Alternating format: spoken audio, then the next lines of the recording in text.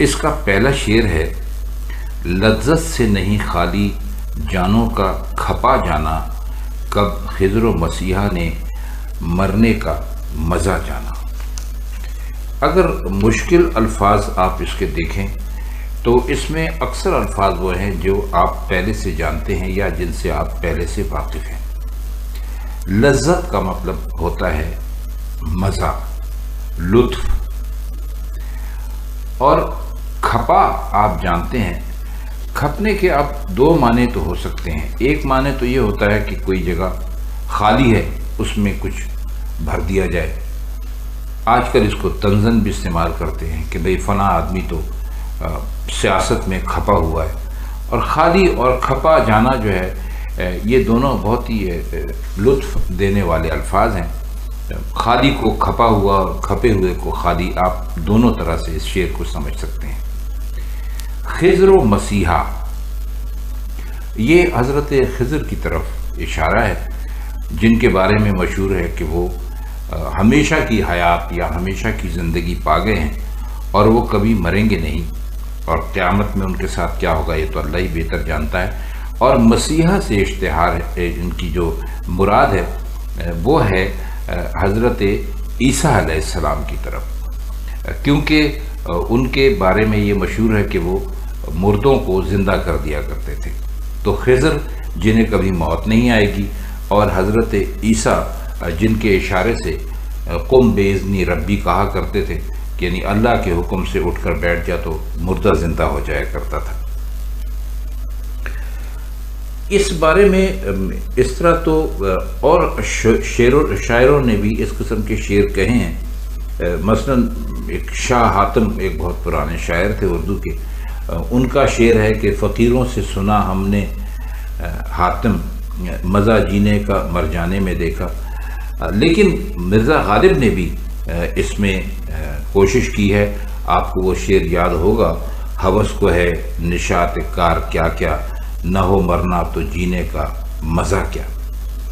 لیکن میر نے لذت کا لفظ یہاں خوب استعمال کیا ہے، اور جانوں کا کھپا جانا کہہ کر یہ اشارہ بھی دے دیا ہے کہ بات دراصل عشق میں جان کھپانے کی ہے۔ ظاہر ہے کہ میر تقی میر جو عاشقوں کے یا عشاق کے، معشوقوں کے شاعر کہلاتے ہیں، تو وہ اس میں عشق میں ہی جان کھپانے کی بات کریں گے، اور یہ کوئی ایسے ہی عام موت یا معمولی طور پر مر جانے کی بات نہیں ہے، کیونکہ عشق میں جان دینا بہت بڑی بات ہوتی۔ اب آپ اس عشق سے کیا مراد لیتے ہیں؟ اس کو آپ عشق حقیقی لیتے ہیں یا آپ اس کو عشق مجازی لیتے ہیں، یہ آپ کے سمجھنے پر ہے۔ پھر خضر اور مسیحا کو ان کی تمام تر عزت اور ان کے تمام تر تقدس کے باوجود معمولی انسانوں سے کم دکھا دیا ہے، کیونکہ وہ ایک ایسے لطف سے محروم ہیں جو حقیر ترین انسانوں کو بھی نصیب ہے، یعنی موت، آپ جانتے ہیں۔ تو انہوں نے یہ کہا کہ بھائی یہ جو ہیں، جو مسیحا ہیں، مسیحا تو زندہ کر دیتے تھے لوگوں کو، اس معنی میں کہا، اور خضر کے لیے کہتے ہیں کہ ان کو کیا پتا کہ موت میں کیا لطف ہے اور مرنے کا کیا مزہ ہے، کیونکہ وہ تو ہمیشہ زندہ رہیں گے۔ اب پہلے مصرع جو ہے اس میں ایک آپ سمجھ لیجئے کہ خبریہ انداز ہے، اور دوسرا مصرع جو ہے اس کا انشائیہ انداز ہے۔ تو خاص میر کے رنگ کا شعر ہے، اس کو میر نے کئی اور جگہ بھی برتا ہے، اور بھی اشعار اس سلسلے میں پیش کیے جا سکتے ہیں جن کا یہاں پر موقع نہیں ہے، لیکن یہ کھپانا جو ہے اس کو ایک مرتبہ پھر ہم آپ سے عرض کریں گے کہ ایک معنی تو بھرنا بھی ہے۔ تو اس طرح خالی اور کھپا جانے میں اپنا ایک علیحدہ سے لطف ہے۔ تو شعر کا مطلب صرف آپ یوں سمجھ لیجئے کہ وہ حضرت عیسیٰ کو اور حضرت خضر علیہ السلام کو یہ کہہ رہے ہیں کہ بھائی عشق میں جو جان دی جاتی ہے، جو مرنا ہوتا ہے، آپ کو اس کا مزہ آ ہی نہیں سکتا، کیونکہ اس کا مزہ ایک عاشق ہی جانتا ہے، یا وہ جو عشق میں دنیا سے چلا جائے۔ اس کا شعر ہے، کب بندگی میری سی بندہ کرے گا کوئی، جانے ہے خدا اس کو میں تجھ کو خدا جانا۔ اب بندگی کا اگر آپ مطلب لیتے ہیں تو بندگی کا مطلب ہوتا ہے عبادت کرنا، اور بندہ کہتے ہیں وہ جو عبادت کرے یعنی انسان، اور جانے ہے خدا اس کو یعنی اس کو خدا جانتا ہے، میں تجھ کو خدا جانا۔ اب تھوڑا سا آپ اس شعر پر غور کیجئے گا کہ غیر خدا کو خدا ماننے کے ثبوت میں خود خدا کی گواہی پیش کرنا ایک عجیب سی بات ہے، بڑی پرلطف بات ہے، اور بندے کا لفظ بھی نہایت ہی عمدہ استعمال کیا، کیونکہ اس میں اشارہ ہے کہ میں تو ہوں ہی خدا کا بندہ، لیکن اپنا خدا معشوق کو سمجھتا ہوں۔ اب پہلے مصرعے میں بندگی اور بندہ، اور دوسرے مصرعے میں جانے اور جانا، یہ مناسبتیں بہت خاص ہیں۔ بندہ بمانی شخص اور بندہ یعنی بمانی آپ غلام بھی اس کو سمجھ سکتے ہیں۔ تو اس شعر میں میر تقی میر نے کچھ ذمہ داری نعوذ باللہ اللہ میاں پہ ڈالی کہ کہتے ہیں کہ بھئی میری جیسی عبادت تو کوئی بھی نہیں کر سکے گا، اور اس کو تو بس اللہ ہی جانتا ہے کہ میں تجھ کو خدا جانتا ہوں۔ تو ایک پرلطف شعر ہے۔ اگلا شعر ہے، گردن کشی کیا حاصل مانند بگولے کے، اس دشت میں سرگاڑے جوں سیل چلا جانا۔ گردن کشی کا مطلب ہوتا ہے گردن کو کاٹ دینا، اور بگولا آپ جانتے ہیں ادھر ادھر کی ہوا جمع ہو جاتی ہے، تو اس کے بعد وہاں خالی جگہ ہوتی ہے، تو وہاں پر وہ ہوا آنے کی کوشش کرتی ہے، تو جس جگہ وہ جاتی ہے وہاں پر دھول کا ایک بادل سا اٹھتا ہے، تو اس کو بگولا کہتے ہیں۔ اس کے زیادہ معنی کرنے کی ضرورت نہیں ہے، آپ سب اس سے بخوبی واقف ہیں۔ دشت کا مطلب آپ کو کئی مرتبہ بتلا چکے ہیں، جنگل کہہ لیجئے، صحرا کہہ لیجئے۔ گاڑے کا مطلب ہوتا ہے دبا دینا یا دفن کر دینا کسی چیز کو۔ اب اس کی آپ ردیف پر غور کیجئے کہ اس میں نا کا استعمال انہوں نے کتنا اچھا کیا ہے۔ آپ روزمرہ کا لفظ ہے، اور اس کے استعمال میں میر جیسا کمال شاید ہی کسی نے کیا ہو، اور پھر پورے شعر میں کس خوبی سے انہوں نے تشبیہ اور پیکر کو ایک دوسرے کے خلاف لا کھڑا کیا ہے۔ بگولا اونچا اٹھتا ہے، اس لیے اس کو گردن اٹھانے والا یعنی مغرور کا ہوتا ہے نا۔ آپ نے دیکھا ہوگا کہ بعض لوگ بہت زیادہ اپنے سر کو اٹھا کر اور بہت تنگ کر چلتے ہیں، تو انہوں نے یہ کہا، مثال دی بگولے جیسی کہ بھی جیسے بگولا اوپر اٹھتا ہے ویسے ہی فلاں جو ہے وہ بھی اوپر اٹھتا ہے، مغرور ہے۔ اور پانی جو ہے وہ زمین سے لگا ہوا چلتا ہے، اس لیے اس کو سر گاڑے بتایا، یعنی زمین میں سر دفن کر کے چلتا ہے، مطلب یہ کہ بہت ہی سر جھکا کر چلتا ہے۔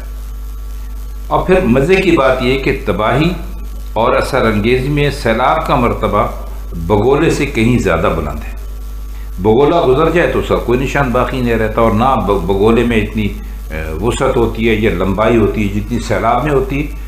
آپ نے تو بگولا دیکھا ہوگا، ادھر بنا ادھر ختم ہو گیا، لیکن سیلاب تو کئی دنوں تک چلتا رہتا ہے، اور بگولا جب کہیں آ کر چلا جاتا ہے تو اس کا کوئی نشان باقی نہیں رہتا، لیکن سیلاب جب کہیں سے آ کے چلا جاتا ہے تو اس کے آثار باقی رہتے ہیں، ٹوٹے ہوئے گھر ہوتے ہیں، بہی ہوئی چیزیں ہوتی ہیں، اجڑی ہوئی فصلیں ہوتی ہیں، نہیں بہت ساری تباہی مچا کے جاتا ہے۔ اور دشت جو انہوں نے یہاں پر کہا ہے، تو اس سے آپ مراد دشت حیات بھی لے سکتے ہیں، یعنی زندگی کا جنگل، اور دشت عشق بھی لے سکتے ہیں۔ تو میر نے یہ کئی جگہ پر اس مضمون کو ادا کیا ہے، لیکن اس شعر میں بہرحال انہوں نے اس کو بہت ہی جسے کہنا چاہیے کہ کمال سے ادا کیا ہے۔ تو امید ہے کہ یہ شعر جو ہے اب آپ کی سمجھ میں آ گیا ہوگا۔ اگلا شعر ہے، یہ کافی مشہور شعر ہے، آپ نے کئی مرتبہ سنا ہوگا کہ اے شور قیامت ہم سوتے ہی نہ رہ جائیں، اس راہ سے نکلے تو ہم کو بھی جگہ جانا۔ اب دیکھیے کتنا خوبصورت شعر ہے. قیامت بھی آپ جانتے ہیں، شور بھی آپ کو پتہ ہے.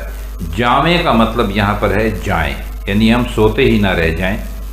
اور راہ راستے کو کہتے ہیں. اس میں بھی کوئی ایسا خاص مشکل لفظ نہیں ہے کہ ہم اس کو اس کے معنی کریں، آپ بخوبی جانتے ہیں.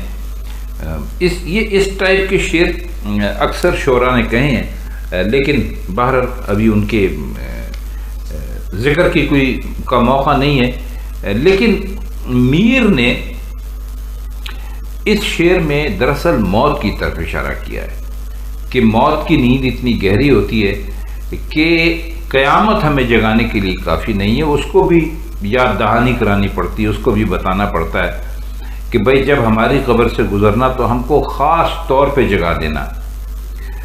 تو انداز کچھ ایسا ہے، معلوم ہوتا ہے کہ موت کی نیند ہم نے خود اختیار کی ہے. کیونکہ اگر موت اس طرح آئی ہوتی جس طرح سب کو آتی ہے تو سب کی طرح ہم بھی قیامت کے دن خود بخود جاگ پڑتے.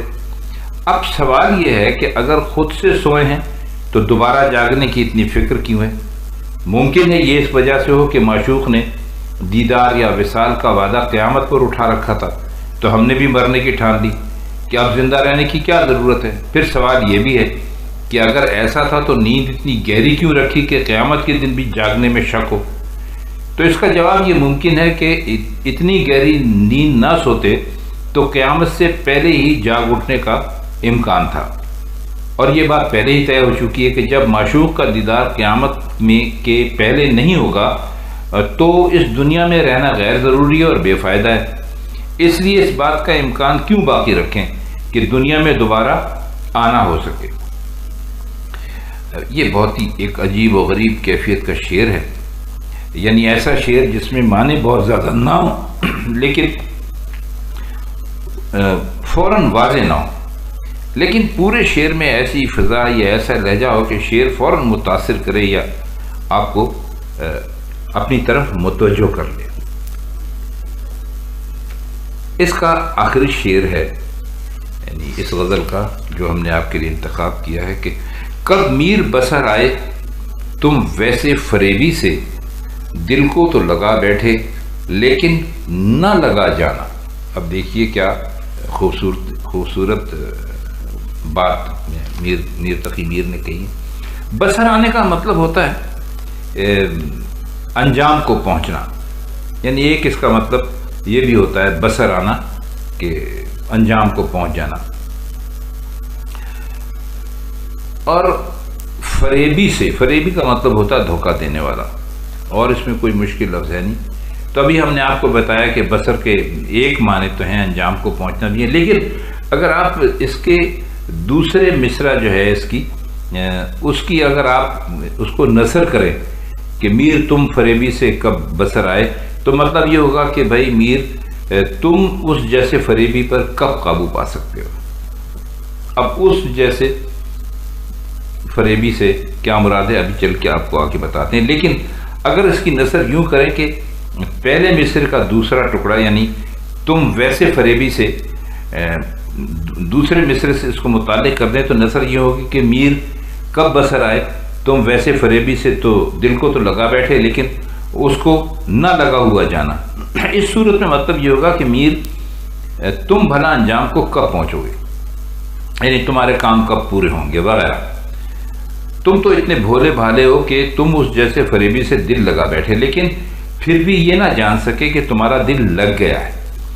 تو دونوں صورتوں میں اگر آپ دیکھیں تو جس کا دوسرا مصرع ہے اس کا مضمون بہت خوبصورت ہے کہ دل ہار دیا ہے، لیکن معشوق نے اس درجہ ہوشیاری سے دل لیا ہے کہ ابھی میر کو بھی خبر نہیں ہوئی. یہ عشق کے ایک معاملے کا نہایت ہی آپ کہہ سکتے ہیں کہ نازک مشاہدہ ہے. اور شعر میں قافیہ بھی خوب باندھا ہے، اور روزمرہ پر تو خیر ظاہر ہے کہ آپ جانتے ہیں کہ ان کی مہارت کیسی تھی. لگا جانے کا ایک مطلب لگانے کا طریقہ جاننا بھی ہو سکتا ہے.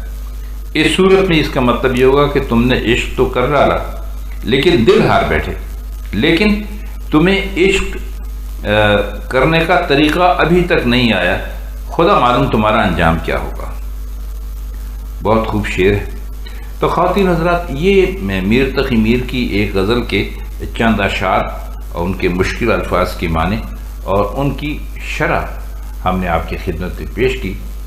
تو آج کے لیے بس اتنا ہی۔ آئندہ محفل میں انشاءاللہ میر تقی میر یا غالب کی کسی اور غزل کے ساتھ آپ کی خدمت میں پھر حاضر ہوں گے۔ تب تک کے لیے ہم چاہتے ہیں آپ سے اجازت۔ خدا حافظ۔